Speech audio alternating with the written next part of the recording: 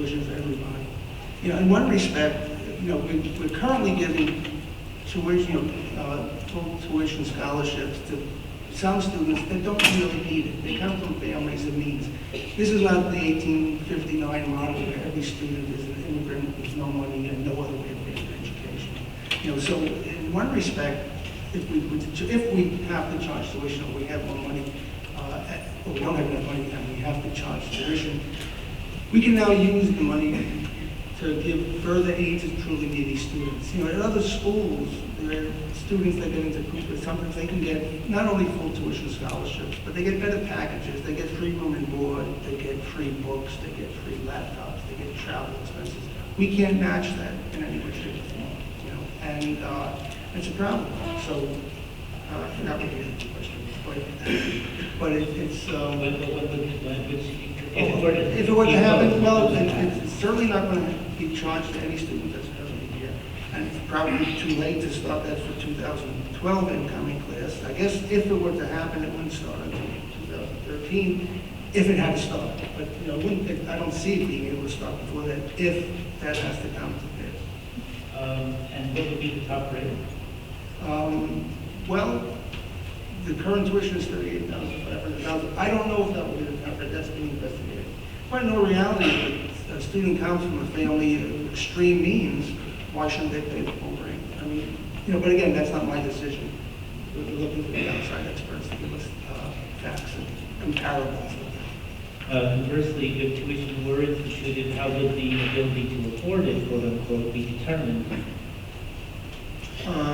I think there's probably a basic formula that all schools use for that question, because most schools charge tuition. They've been doing it for a long time, so we would probably find a very good model of that and probably try to duplicate it. And will the school rely on tuition income for operating expenses? And if so, how will it be possible for admissions to be purely merit-based if this were the case? That's a good question. But of course, tuition would go towards operating expenses because that's what we need money for. As far as the merit-based question, it's a question that has to be looked at carefully. I don't have an answer to that now, but it's one of the things that has to be investigated properly. We try to keep it merit-based as much as possible.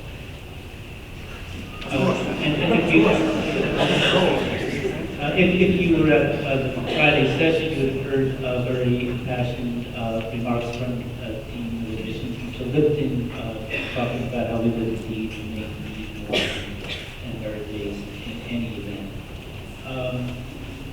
Can you identify when tuition became an option under consideration? Over 20 years ago. Has the Board of Trustees obtained legal advice on any of the following questions? Within the framework of Cooper's governing documents, can Cooper legally charge tuition or cease to operate one or more of the three schools? Yes, as a matter of fact, in the early years of Cooper, tuition was charged. There were admitted students got in for free for tuition scholarships, and if there was room in the classes, Jamshed recently discovered some of this in the early paperwork. If there was room in the classes, other students were allowed to come in on a tuition basis. So there is a history of tuition here. Oh, yeah, the question was is there a legal problem with charging tuition? No, we can charge tuition. If there's not a legal problem,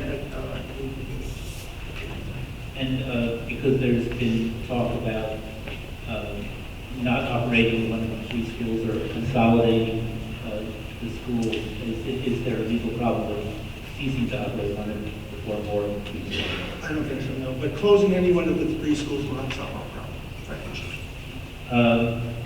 Would charging tuition have any effect on Cooper's rights to have a tax equivalency related to the Chrysler Building or any other tax equivalency? We did get a legal opinion on that. There's nothing in the agreements with the city with the tax equivalency based on tuition or non-tuition status. It's a separate issue. We were told that it shouldn't be affected. We're dealing with politicians and things always change, but the legal opinions we've got is that it would be allowed. And could the New York State Legislature constitutionally modify the real property tax exemption granted to Cooper Union in its corporate charter by removing real property held for commercial purposes, specifically the Chrysler Building, from the scope of the tax exemption? Meaning, could in the event of a charge of tuition, would the state take away our tax equivalency or the legally able to do that? I don't know if I really have, if that's in my purview to answer that question. I'm not trying to hide anything. I don't know the answer to that. I don't, like I said, the paperwork allows it. The legal opinions say it's allowed. What the state legislature would do is always a crapshoot. Again, we have the legal backing for that application. Is there a legal advisor on the board, or do you go to law firm? We have legal people on the board, but we use outside legal counsel for those companies. One firm, or is that firm? Yeah, with several firms we use. I don't offhand don't remember. Okay, that's a repeat. Well, just on that point, those kind of companies, the administration handles those kind of things. That's their responsibility. Okay, would the Board of Trustees agree to make a firm commitment not to alter the current Cooper Union mission of providing full tuition scholarship to all admitted students? I would love to be able to say yes, but if it comes down to it and it's a last resort, then so, as a loan, I love her at the school, I would love to say yes, but in the position as chairman, I can't say. And the next question is simply a reconfirmation that the current 900 students would not be charged tuition rewarding. That's right.